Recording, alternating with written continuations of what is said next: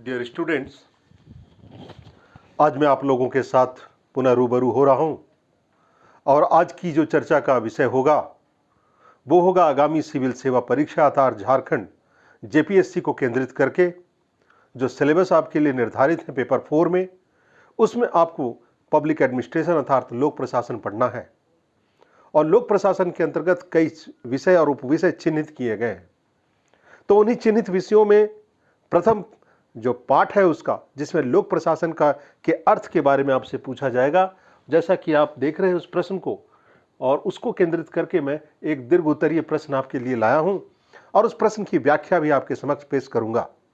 उम्मीद करता हूं कि आपको मेरी इस व्याख्या से आप लाभ उठाएंगे और जितने भी वैसे परीक्षार्थी जो मुख्य परीक्षा की तैयारी में लगातार प्रयत्नशील हैं, उन्हें आज के इस व्याख्यान का लाभ मिलेगा।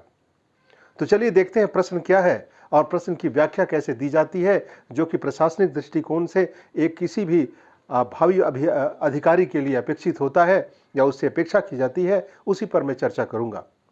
तो देखा आपने, प्रश्न देख लिया जाए कि लोक प्रशासन का अभिप्राय क्या है, उसके कार्य क्या है, उसके क्षेत्र और महत्व पर प्रकाश डालें। कुल मिलाकर के सारी बातें एक ही प्रश्न पर पिरोई हुई हैं और आपसे उम्मीद की जा रही है कि आप इसकी व्याख्या दर्ज कर दें। तो इस पर हमारी टिप्पणी कैसी होनी चाहिए, उस पर मैं प्रकाश डालूंगा। तो आपकी जिज्ञासा के लिए बता दूं कि कुछ निश्चित रूप से कुछ तैयारी आपके लिए वांछित होनी चाहिए और एक अनुशासन होना चाहिए। जैसे कि आप सर्वप्रथम लिखते हैं, पहले हिस्से में आपकी व्याख्या जो दर्ज होगी वो होगी किसके संदर्भ में, लोक प्रशासन के अभिप्राय पर केंद्रित होगी। तो सर्वप्रथम जो आपकी जो परिभाषा होनी चाहिए, आपके व्याख्यान का पहला हिस्सा होना चाहिए, वो अभिप्राय को व्याख्यायित होना चाहिए, उस पर सेंटर्ड होना चाहिए। जब उसकी व्याख्या हो जाएंगे तो प्रश्न की जो दूसरा नीड है इसकी एक और चीज पर आपकी दृष्टि जानी चाहिए, वो कि लोक प्रशासन की प्रकृति क्या है, इस पर भी आपका ध्यान जाना चाहिए। और इसके उपरांत तीसरा जो होगा, तीसरे हिस्से पर जिस पर हमारी चर्चा होनी चाहिए कि लोक प्रशासन के कार्यों को भी आपको दर्शाना चाहिए। तो लोक प्रशासन के कार्य भी आपकी चर्चा का मुख्य केंद्रित विषय होंगे। इसके अलावे अगर चौथे बिंदु की बात की जाए तो चौथे बिंदु में आपको लोक प्रशासन शैक्षणिक विषय के रूप में कब स्थापित हुआ, इसकी भी व्याख्या देखनी चाहिए।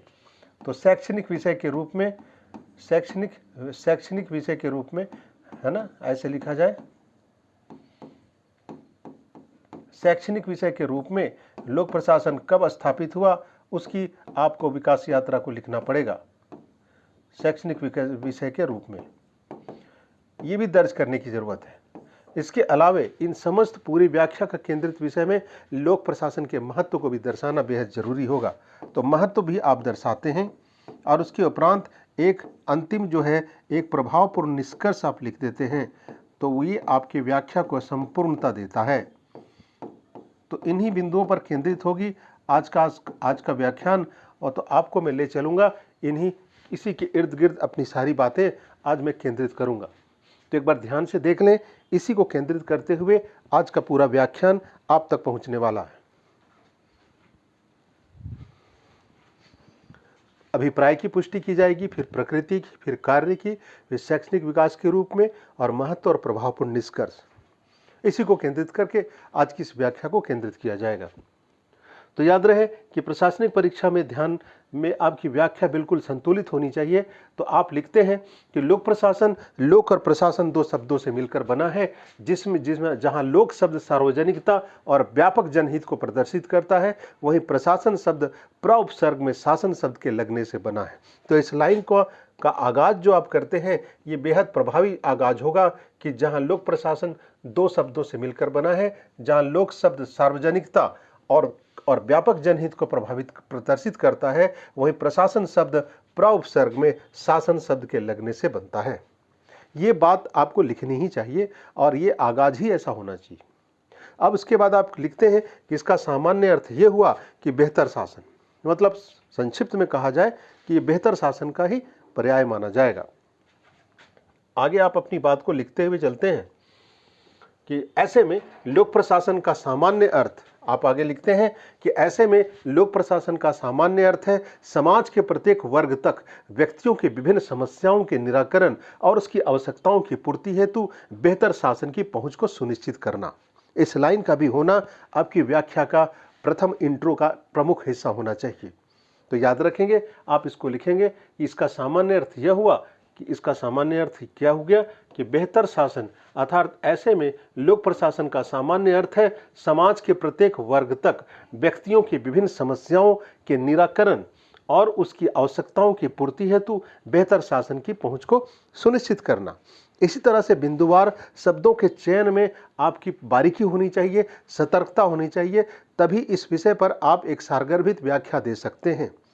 तो याद रखें, ये प्रशासनिक परीक्षा है, इसमें आपकी स्क्रिप्ट में वो धारदार होनी चाहिए, वो कॉम्पैक्टनेस होनी चाहिए जो आपको परीक्षा को प्रभावित कर सके। आगे लिखते हैं आप, जिसमें प्रशासन द्वारा समाज के किसी भी वर्ग के साथ किसी भी प्रकार का भेदभाव नहीं किया जाएगा। तो लोक प्रशासन का पर्पस ही वही था कि इसको लाने का पर्पस यही है कि ये समाज के किसी भी वर्ग के साथ किसी भी प्रकार का जो डिस्क्रिमिनेशन है, जो भेदभाव है, चाहे रेशियल डिस्क्रिमिनेशन हो, चाहे किसी तरह का फाइनेंशियल डिस्क्रिमिनेशन हो, ऐसी स्थिति ना हो।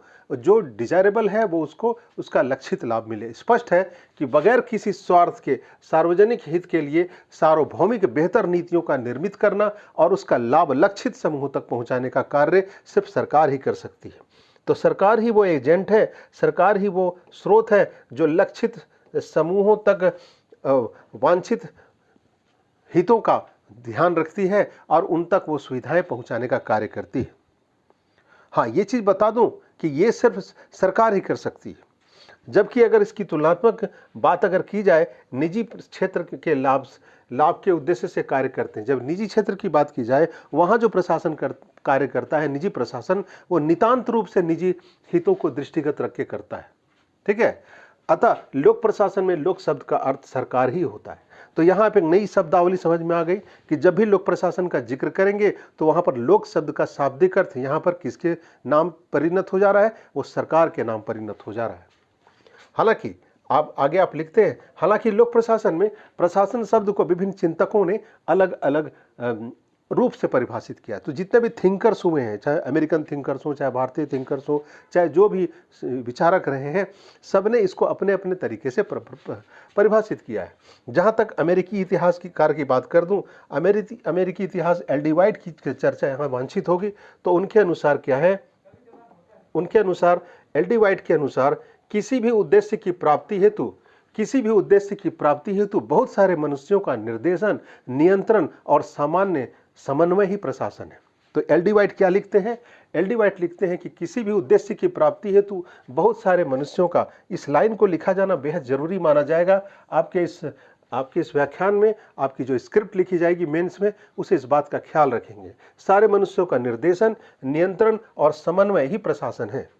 अंग्रेजी में कहेंगे, the art of administration is the direction, coordination and control of many person to achieve some achievement, achieve some goals.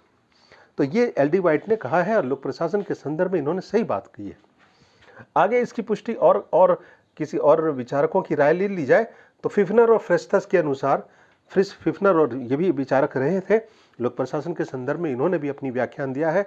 तो इनके अनुसार वांछित उद्देश्यों की प्राप्ति हेतु मानवीय और भौतिक संसाधनों का संगठन और निर्देशन ही प्रशासन है। तो ये प्रशासन के संदर्भ में फिफ्नर और फ्रेस्थस के क्या जो उनकी व्याख्या है वो यहाँ से स्पष्ट होती है। तो आगे आपको लिखना चाहिए अगले पैराग्राफ में कि स्पष्ट है कि प्रशासन का संबंध सहयोग और सामूहिकता से है, अर्थात कोऑर्डिनेशन या कोऑपरेशन, क्या कहेंगे इसको, कोऑपरेशन और कलेक्टिव सपोर्ट से है, जो कि सार्वजनिक प्रकृति को ग्रहण करने के बाद समाज तक अपनी पहुंच को सुनिश्चित करता है। तो ये तो तय इशारे से इस बात की पुष्टि होती चली जा रही है कि लोक प्रशासन कतई एक व्यक्ति विशेष की पहल नहीं हो सकती, ये सामूहिकता का परिणाम होता है और सामूहिकता से ही प्रशासन बेहतर तरीके से समन्वित होकर के लाभान्वित या लाभुक लोगों तक पहुंचता है। तो आगे आपकी पुष्टि अन्य बातों से होनी चाहिए। अगले पैराग्राफ में लिखते हैं कि ऐसे में लोक प्रशासन वास्तविक रूप में एक कार्यरत सरकार है। अब देखिए, यहाँ इसकी परिभाषा में एक नया शब्दावली जुड़ गया। अगर उस लिहाज से देखेंगे तो लोक प्रशासन को कहा जा सकता है वास्तविक रूप में एक वर्किंग गवर्नमेंट का संज्ञा दी जा सकती है, जिसके अंतर्गत उसकी भूमिका निम्न तरीके से देखी जा सकती है। तो धीरे धीरे उसकी भूमिका की ओर भी हमारी नजर जानी चाहिए, क्योंकि पूरे संपूर्ण प्रश्न जो था वो कई बिंदुओं पर आपकी जिज्ञासा की उम्मीद कर रहा है या आपसे व्याख्यान की उम्मीद कर रहा है। आगे आप लिखते हैं अगले पैराग्राफ में, विभिन्न सरकारी लक्ष्यों की प्राप्ति के एक यंत्र के रूप में इसकी भूमिका दिखाई दे रही है। दूसरी भूमिका राजनीतिक व्यवस्था में सरकार के कार्यात्मक अंग के रूप में दिखाई दे रही है। और तीसरी भूमिका को भी लिखने की आवश्यकता है कि विभिन्न कार्यों के प्रदर्शन से संबंधित संगठन के प्रणाली के रूप में। यह तीन चीजों का लिखा जाना बेहद जरूरी होगा। आगे आपकी अगली पैराग्राफ में बातें दर्ज होनी चाहिए कि हालांकि वर्तमान 21वीं शताब्दी में जो 21वीं शताब्दी का जो नया फॉर्मेट है, कालावधि आया है, उसमें लिबरलाइजेशन, प्राइवेटाइजेशन और ग्लोबलाइजेशन, जिसे हिंदी में उदारीकरण, निजीकरण और भूमंडलीकरण कहते हैं, इस तीनों जो घटनाक्रम हुए हैं, इसने लोक प्रशासन की भूमिका को सकारात्मक रूप से प्रभावित किया है। यह भी स्वीकार्य चीज है कि इन तीन जो गतिविधियां हुई हैं, इससे लोक प्रशासन एक नए कलिवर को पाया है। यह आपको दर्ज करने की आवश्यकता है। आगे आप लिखते हैं कि ऐसे में लोक प्रशासन स्वयं को किसी निश्चित अर्थ से संबद्ध ना करके स्वतंत्र रूप से खुली मानसिकता के साथ विभिन्न अर्थों में स्वीकार कर रहा है। तो धीरे धीरे अपनी बात को गति देते हुए आपकी बात बिल्कुल नियत अनुशासन पर बढ़नी चाहिए। लोक प्रशासन स्वयं को किसी निश्चित अर्थ में संबद्ध ना करके स्वतंत्र रूप से खुली मानसिकता के साथ विभिन्न अर्थों के रूप में स्वीकार कर रहा है, ताकि समय के साथ लोक प्रशासन की भूमिका प्रासंगिक अर्थात रेलिवेंट बनी रहे। अगले पैराग्राफ में आप लिखते हैं कि लोक प्रशासन की प्रकृति क्या होती है, इसे भी समझने की जरूरत है। तो पूरे व्याख्यान में आप इसको नेचर, लोक प्रशासन का जो नेचर है, उसे भी व्याख्यान का हिस्सा जरूर बनने देंगे, क्योंकि परीक्षक को एक कसी हुई, बिल्कुल कसा हुआ स्क्रिप्ट चाहिए जो इस प्रश्न के इर्द गिर्द आपसे होकर गुजरता है। तो लोक प्रशासन की प्रकृति क्या होती है, इसे समझने के लिए आपको दो दृष्टिकोण अपनाने की आवश्यकता है, जिसको मैं तो कहूंगा दो नहीं बल्कि तीन दृष्टिकोण की आवश्यकता है। एक प्रबंधकीय दृष्टिकोण जिसे मैनेजेरियल अप्रोच कहते हैं, और एक होता है एकीकृत दृष्टिकोण जिसे इंटीग्रेटेड अप्रोच कहते हैं, और तीसरा हो गया विज्ञान या कला दृष्टिकोण। अर्थात ये क्या चीज है, दृष्टिकोण का यहाँ शाब्दिक अर्थ क्या हुआ, कैसे लोक प्रशासन को उस आधार पर परिभाषित करेंगे, इसकी पुष्टि प्रबंधकीय दृष्टिकोण से देखी जाए। तो लोक प्रशासन के प्रकृति के प्रबंधकीय दृष्टिकोण के समर्थकों का मानना है कि लोक प्रशासन की प्रकृति केवल उच्च स्तरीय प्रशासकीय निर्णय लेने, नीतियों और कानूनों के व्यवहारिक क्रियान्वयन को सुनिश्चित करवाने और प्रशासनिक संगठन में नियंत्रण एवं व्यवस्था बनाने रखने एवं नियोजन और वित्तीय प्रबंधन से संबद्ध है। ये थोड़े से शब्द जो हैं क्लिष्ट शब्द हैं हिंदी के, लेकिन ये प्रशासकीय शब्द है, इनको उसी आधार पर दर्ज करने की आवश्यकता है।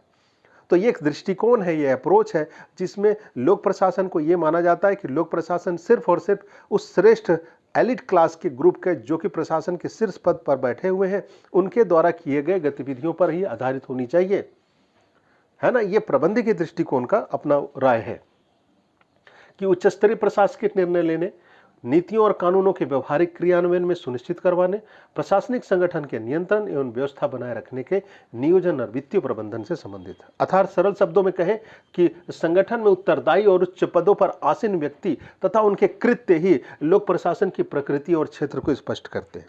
लेकिन ये बात याद रखें, ये हो गया आपका प्रबंधकीय दृष्टिकोण कि शीर्ष पद पर बैठे हुआ व्यक्ति ही प्रशासनिक गतिविधियों को संचालन करेगा और उसके अंतिम उसको अंजाम तक पहुंचाएगा, और उसके लिए वो एकीकृत या एक तरह से यूनानिमसली बॉडी माना जाएगा। और इसके संदर्भ में आपको लूथर गुलिक का नाम लेना चाहिए। लूथर गुलिक और साइमन जैसे विचारक लोक प्रशासन के प्रबंधनात्मक दृष्टिकोण का समर्थन करते हैं। यहाँ पर यह बात जोड़ने की जरूरत है, तो विचारकों की राय भी जोड़नी चाहिए। तो लूथर गुलिक साहब क्या कहते हैं वो सुनिए। लूथर गुलिक का कहना है कि प्रशासन का दायित्व तो कार्य करवाना है, निर्धारित उद्देश्यों को पूरा करवाना होता है। और सही में वास्तव में व्यवहारिक रूप से देखा जाए तो प्रशासन का कार्य किसी भी कार्य को संपादित करवाना होता है अपने अधीनस्थ कर्मचारियों के मदद से, अर्थात एक निर्देशन देने की जरूरत होती है। तो कुल मिलाकर के अभी वर्तमान में देखा जाए तो आप भारत में कह सकते हैं कि प्रबंधनात्मक एवं और भी एकीकृत दृष्टिकोण, दोनों दृष्टिकोण कार्य करते हैं। देखते हैं क्या है। तो एकीकृत दृष्टिकोण क्या है, थोड़ा इसकी भी चर्चा कर ली जाए। तो इस दृष्टिकोण का जो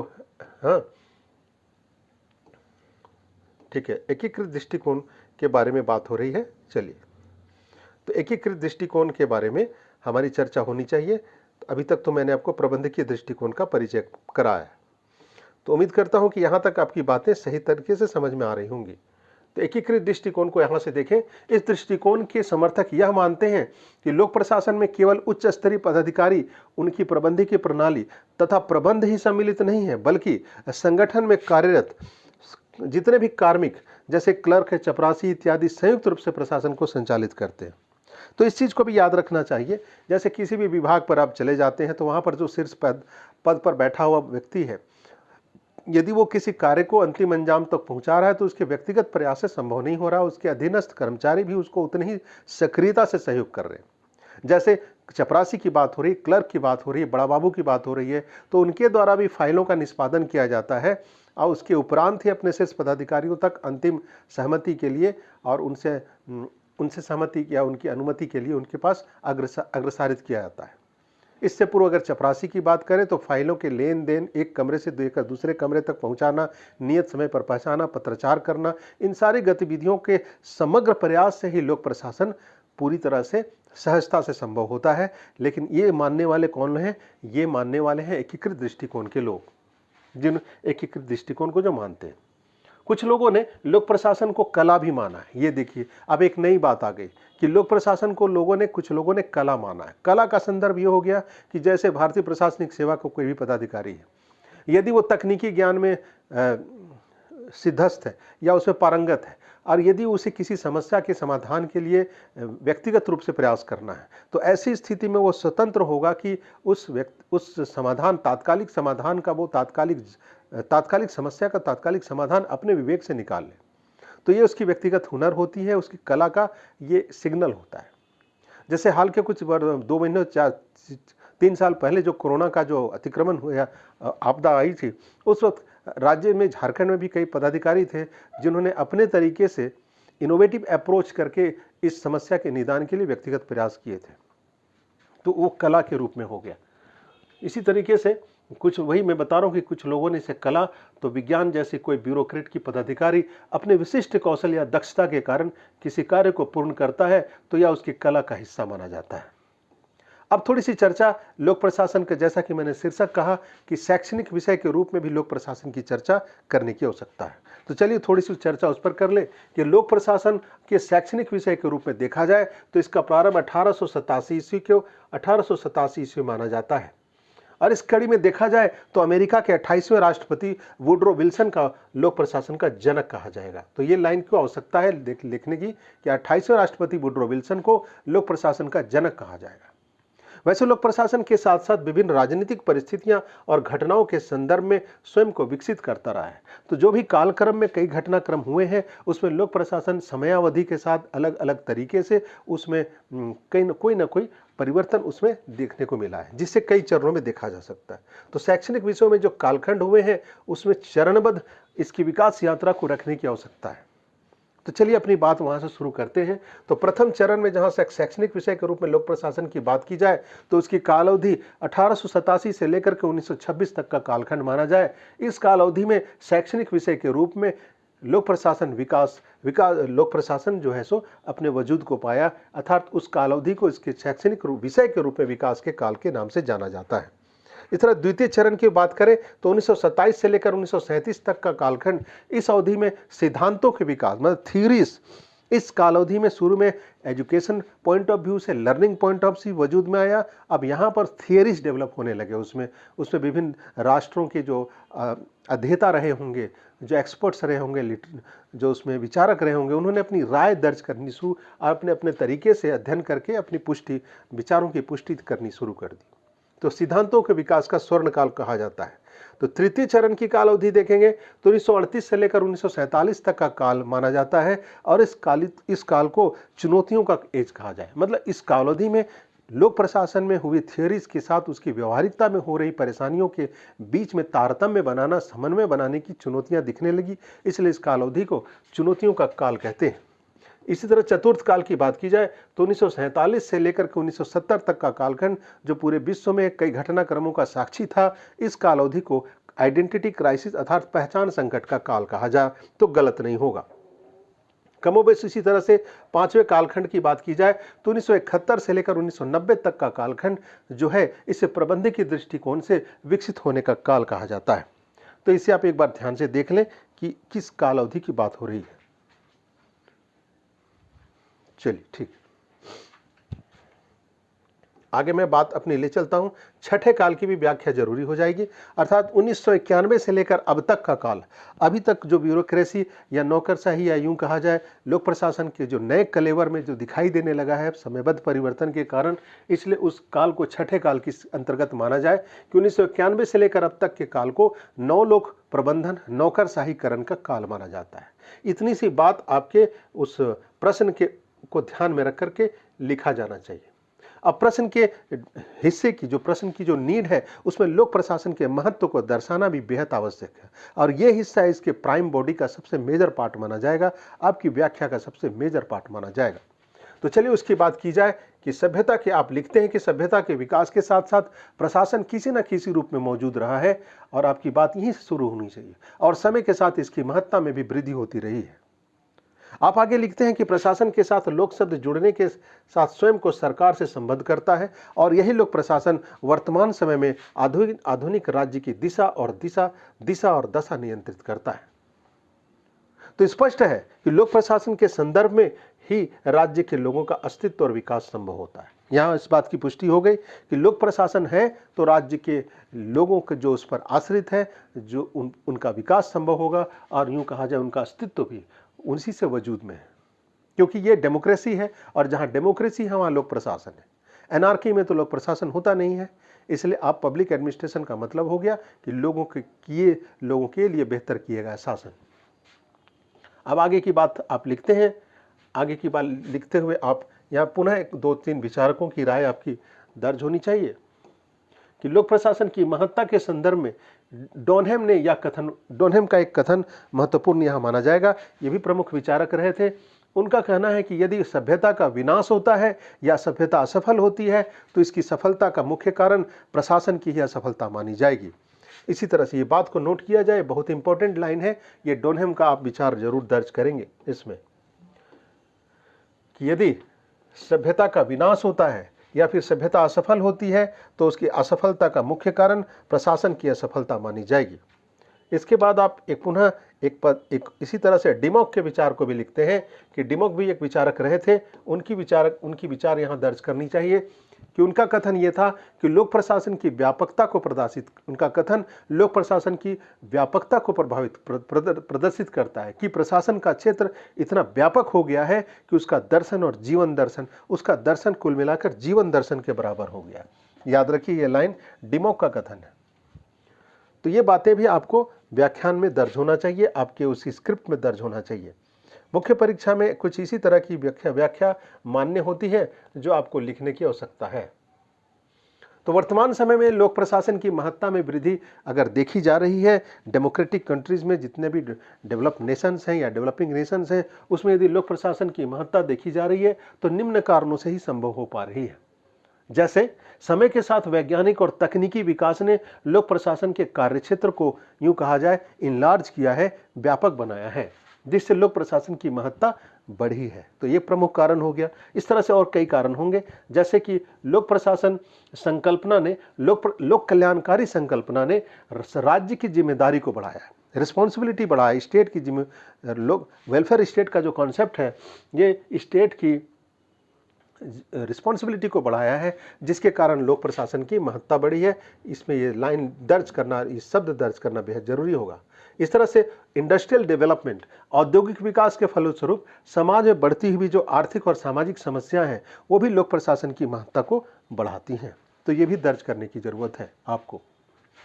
चौथा, आप लिखते हैं कि समय के साथ साथ प्राकृतिक आपदा, जितने भी नेचुरल कैलामिटीज हैं, और पॉपुलेशन का जो ग्रोथ है, और सामाजिक सौहार्द में कमी, जो कम्युनल हार्मनी है, उसमें जो किन्हीं न किन्हीं कारणों से या फिर अनावश्यक विवाद से जो कमी आ रही है, ऐसी स्थिति में लोक प्रशासन अपने प्रशासनिक दायित्वों के पूरा करने और उसके सफल संचालन में उसकी उपयोगिता सिद्ध होती दिखाई देती है। तो उसके महत्व को, स्वाभाविक रूप से उसके महत्व को महसूस किया जा सकता है। अब थोड़ी सी चर्चा कर ली जाए जहाँ तक अध्ययन के विषय के रूप में लोक प्रशासन की महत्ता की बात है, तो इसकी महत्ता को आप दूसरे एंगल से भी लिखने की कोशिश करेंगे। अब आपकी लेखनी जो है, आपका जो कलम जो है, अब अध्ययन के क्षेत्र में लोक प्रशासन की महत्ता को देखने की बात की जा रही है। तो उसे इस रूप में देखा जा सकता है, शोध अध्ययनों से करता है। जैसे कि लोक प्रशासन स्वयं में नागरिकों के अधिकार एवं सरकार और प्रशासन के विषय के रूप में विविध सूचनाओं का समावेश करता है। तो अध्ययन के रूप में इसकी बात लिखी जा रही है। तीसरा लिखते हैं कि लोक प्रशासन के द्वारा जनता के लिए विभिन्न नीतियों का निर्माण किया जाता है, जिसके क्रियान्वयन, जिसके इम्प्लीमेंटेशन के द्वारा जनता के विभिन्न नीड्स, आवश्यकताओं की पूर्ति एवं समस्याओं का निदान किया जाता है। स्पष्ट है कि नीतियों के क्रियान्वयन का कार्य प्रशासन करता है और जिसके लिए उसे दक्ष होना, उसे एक्सपर्टीज होना बेहद जरूरी है। जितने भी पॉलिसीज है उसका निर्माण भी वो करते हैं, इम्प्लीमेंट भी करते हैं और इसके लिए पारंगत होना आवश्यक है। यही कारण है कि लोक प्रशासकों के चयन में पूरी तरह से बारीकियां रखी जाती हैं और योग्य और बिल्कुल मानसिक रूप से स्वस्थ लोगों का चयन किया जाता है। तो स्पष्ट है कि लोक प्रशासन अपने विविध शोध कार्यक्रमों के द्वारा प्रशासकों की दक्षता बढ़ाने हेतु विभिन्न प्रशिक्षण कार्यक्रमों को भी ढूंढता है। यही कारण है कि विभागीय प्रमोशन, डिपार्टमेंटल जो प्रमोशंस होते हैं, उसमें शीर्ष पदाधिकारियों से ऊपर के शीर्ष पदाधिकारियों तक पहुंचने के क्रम में उन्हें विशेष ट्रेनिंग की, उसके सेवा काल में उन्हें ट्रेनिंग के लिए भेजा जाता है। जैसे कोई डीएसपी है तो उन्हें एसपी बनना है, तो एसपी के लिए बतौर उन्हें हैदराबाद जाकर के पुलिस एकेडमी में ट्रेनिंग लेनी ही होगी। इसी तरह से सबॉर्डिनेट पद का पदाधिकारी है, उधर भारतीय प्रशासनिक सेवा में उसे प्रमोट किया जाना है, तो उसके लिए उसको लबासना जाना ही होगा, एक ट्रेनिंग का पैटर्न पूरा ही करना होगा। तो ये सारी चीजें ट्रेनिंग का दौर होता है। आगे आप लिखते हैं कि लोक प्रशासन के अंतर्गत बेहतर योजनाओं का निर्माण आंकड़ों और सूचनाओं से ही संभव होते हैं। तो डेटास का होना, बेहतर प्लानिंग की इम्प्लीमेंटेशन डेटास और इंफॉर्मेशन से ही संभव होता है, क्योंकि उसके बिना लोक प्रशासन की जो गाथा है या उस पर जो ताना बाना जो बुनना है व्यवस्थित रूप से, वो पूरा नहीं हो सकता। तो ऐसी स्थिति में स्पष्ट है कि आंकड़ों और सूचनाओं के अत्यधिक प्रभावी होने के लिए उनके संकलन की विविध बेहतर होनी चाहिए। अर्थात यहाँ पर टेक्नोलॉजी, हाई टेक्नोलॉजी या यूं कहा जाए हाईटेक होना बहुत जरूरी है। वर्तमान के संदर्भ में अगर की जाए तो हाईटेक होना बहुत जरूरी है। आगे आप लिखते हैं अगले पैराग्राफ में कि लोक प्रशासन अपने विविध शोध कार्यक्रमों के जरिए बेहतर आंकड़े और सूचनाओं के संकलन हेतु बेहतर पद्धति का निर्माण तक करता है। ये लोक प्रशासन के बात है। अब थोड़ी सी, अभी तक मैंने अध्ययन के क्षेत्र में उसको बताया, अब थोड़ा कार्य क्षेत्र में लोक प्रशासन की महत्ता को संदर्भ में देखने की कोशिश है। ये भी बात आपको, क्योंकि दीर्घोत्तरीय प्रश्न आएगा और 40 अंकों के प्रश्न पूछे जाएंगे, इसलिए आपकी व्याख्या पूरी तरह से एक फ्रेमिंग में बनी होनी चाहिए। तो आपको ये भी व्याख्यान दर्ज करना होगा कि अभिशासन के तंत्र के रूप में लोक प्रशासन कार्य क्षेत्र में किस रूप में देखने को मिलता है। तो किसी भी देश में वहां की सरकार की जिम्मेवारी होती है कि वह अपने देश में शांति अर्थात लॉ एंड ऑर्डर बनाए रखे, ताकि बगैर किसी रुकावट के विभिन्न विकासात्मक कार्यों को संभव किया जा सके और उस देश के नागरिक अपने जीवन और संपत्ति की सुरक्षा के लिए सुनिश्चित हो सके। इस लाइन को एक बार, इस पैराग्राफ को दोबारा देख लें आप।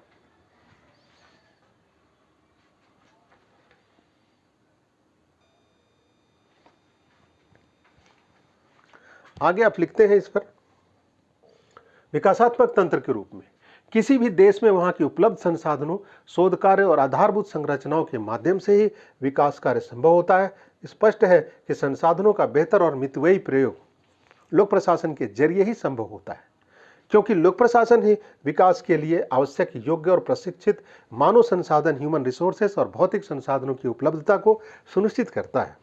हालांकि विकास के संदर्भ में निजी क्षेत्र की भूमिका को नकारा नहीं जा सकता। प्राइवेट सेक्टर की भी अपनी अपनी रोल है, उसे इग्नोर नहीं किया सकता। किंतु यह भी सत्य है कि बगैर लोक प्रशासन के प्रभावी हुए बिना निजी संस्थान बेहतर भूमिका नहीं निभा सकते। इस तरह सामाजिक परिवर्तन के यंत्र के रूप में भी आपको दर्ज करना है। तो सामाजिक परिवर्तन के यंत्र के रूप में भी आप दर्ज करते हैं अपनी बात।